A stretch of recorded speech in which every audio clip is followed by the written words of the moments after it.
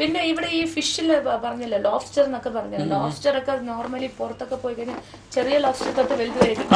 അപ്പൊ അതിന് depending upon the size they use to. ഞങ്ങള് ലോബ്സ്റ്റർ യൂസ് ചെയ്യുന്നത് 300 gram മുതൽ 1.5 kilo വരെ യൂസ് ചെയ്യുന്നുണ്ട് ലോബ്സ്റ്റർ. 1.5 kilos one lobster. അപ്പൊ ഒരു ഫാമിലി ആയിരുന്നു കഴിക്കാം. ചാർജ് ഞങ്ങൾ ചാർജ് 4000 ചാർജ് ചെയ്യുന്നുണ്ട് 1.5 kilo ലോബ്സ്റ്ററിന്. ഇത് സ്റ്റാർട്ടിംഗ് പ്രൈസ് 460 rupees. 460. അത് മേടിക്കാനായിട്ട് ആൾക്കാരുണ്ടോ? തീർച്ചയായിട്ടും ഇഷ്ടം വരെ ആൾ വരുന്നുണ്ട്. ഇഷ്ടം വരെ ലോബ്സ്റ്റർ കഴിക്കാൻ. ഇതാണ് ഈ സീ ഫുഡിനോട് ഒരുപാട് ആൾക്കാർക്ക് എപ്പോഴും താല്പര്യം. സീ ഫുഡ് എന്ന് പറഞ്ഞാൽ ഇപ്പൊ അധികം ഇവിടെ ബാംഗ്ലൂരിൽ ഇങ്ങനത്തെ ഹോട്ടൽ ആദ്യമായിട്ടുള്ള ഈ ഹോട്ടൽ, ഈ സ്റ്റൈലിലുള്ള ഹോട്ടൽ. പിന്നെ ചിക്കൻ മട്ടൺ ഇഷ്ടമാരുണ്ട്. പക്ഷെ ഞങ്ങൾ ഫിഷാണ് അധികം ഞങ്ങൾ ഫോക്കസ് ചെയ്യുന്നത്. അപ്പൊ ഇതിനായിട്ട് ഞങ്ങളതായിട്ട് കസ്റ്റമർ വേറുണ്ട്, ഇതിനായിട്ട് വരുന്ന കസ്റ്റമർ ഉണ്ട്. അങ്ങനെ അച്ഛനുണ്ടോ? അപ്പോഴും ഇല്ല, അച്ഛൻ മരിച്ചു. അച്ഛൻ എപ്പോഴായിരുന്നു?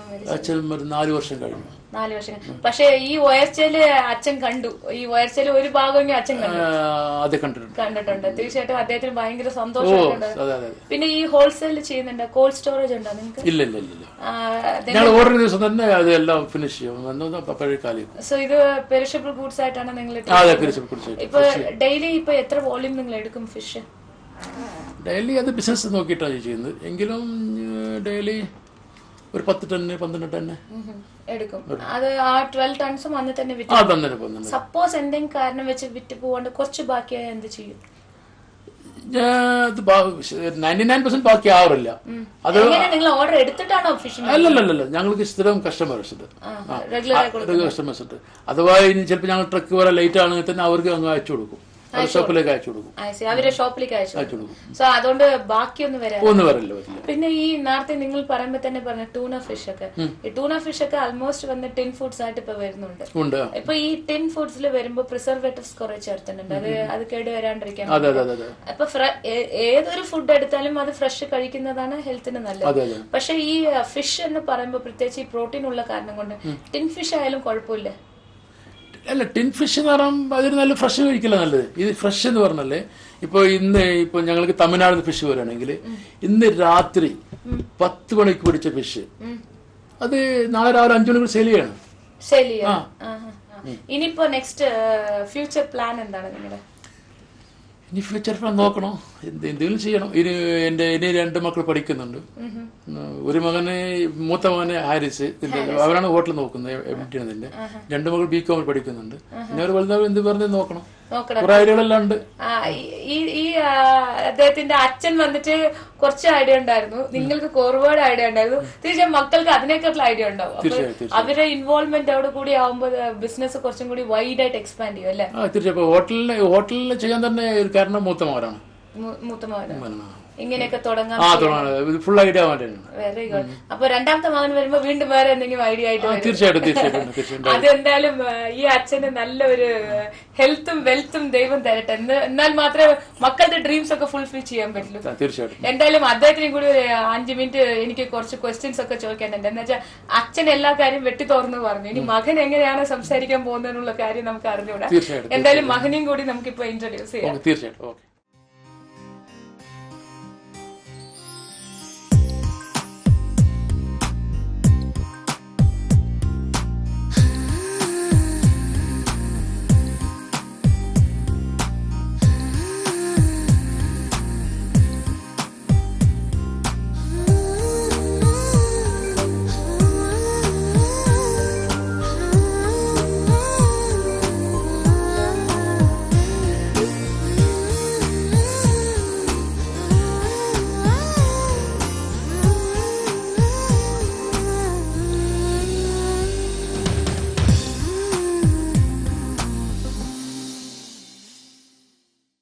അച്ഛൻ വളരെ രസകരമായിട്ട് ബിസിനസ് ഡിസ്കസ് ചെയ്താലും ഇന്നത്തെ മാനേജ്മെന്റ് എന്ന് പറയുന്നത് വളരെ ടഫായിട്ടുള്ള ഒരു ജോലിയാണ്, വളരെ ബിഗ് ഡിഫിക്കൽട്ട് ടാസ്ക് എന്ന് തന്നെ പറയാം.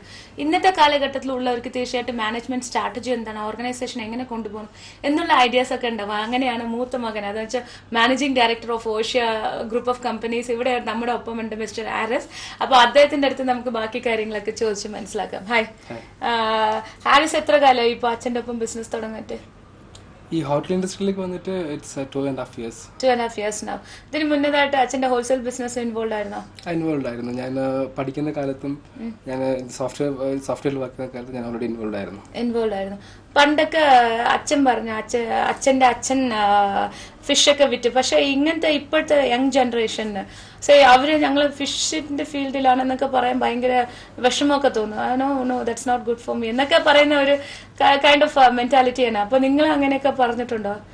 ഇല്ല, എക്സാക്ട്ലി പറഞ്ഞിട്ടില്ല. So you are happy with what your father is doing. Yes. ഇപ്പൊ 2.5 years ആയിട്ട് ഈ ഹോട്ടൽ ഇൻഡസ്ട്രി, ഇപ്പൊ നിങ്ങൾ വന്ന session as a father said നിങ്ങളാണ് ഇത് തുടങ്ങിയത്. എങ്ങനെയാണ് ഈ ഹോട്ടൽ ഇൻഡസ്ട്രി തുടങ്ങാനുള്ള കോൺസെപ്റ്റ് മൈൻഡിൽ വന്നത്? ഞാൻ ഇത് ജോലി ചെയ്തുകൊണ്ടിരിക്കുന്ന കാലത്ത് ഞാൻ എപ്പോഴും പുറത്തു പോകുമ്പോഴെല്ലാം ഭക്ഷണം കഴിക്കുന്ന ലഞ്ച് സമയത്തിൽ പോകുമ്പോഴേ എല്ലാം എവിടെ പോയി കഴിഞ്ഞാലും റെസ്റ്റോറൻറ്റിൽ നല്ല റഷ് ഉണ്ടാവാറുണ്ട് റെസ്റ്റോറൻറ്റിൽ.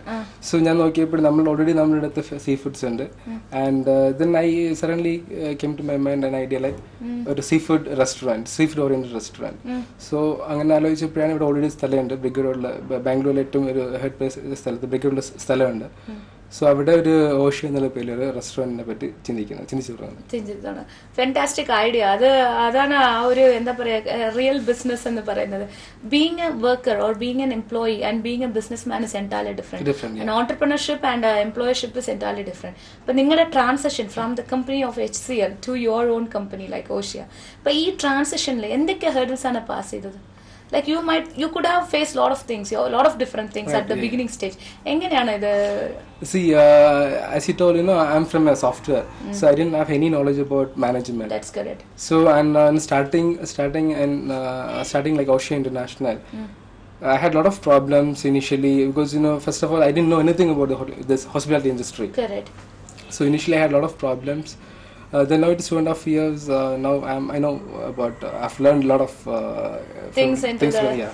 So before starting Ocean International Hotel, have you ever researched the market about this industry, or have you ever been to any other different kind of hotels?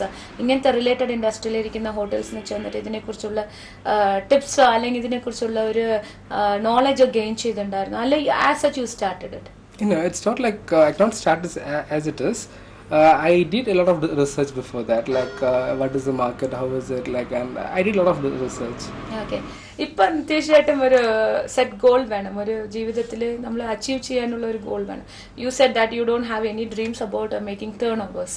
You have A dream of making A chain outlets. Chain outlets എന്ന് പറയുമ്പോൾ there are lots of things involved. ഇപ്പോൾ ഒരു management എന്ന് പറയുന്നത് there are 2 different sets of management. ഒരു hierarchical level ഉണ്ട്, അല്ലെങ്കിൽ ഒരു ഫ്ലാറ്റ് മാനേജ്മെന്റ് ഉണ്ട്. നിങ്ങളുടെ മാനേജ്മെന്റ് കൺസെപ്റ്റ് എങ്ങനെയാണ്? How do you work with your employees? നിങ്ങളുടെ എംപ്ലോയീസിന്റെ കൂടെ ഏത് ടൈപ്പ് ഓഫ് ഇതിലാണ് നിങ്ങൾ relationship ഉള്ളത്?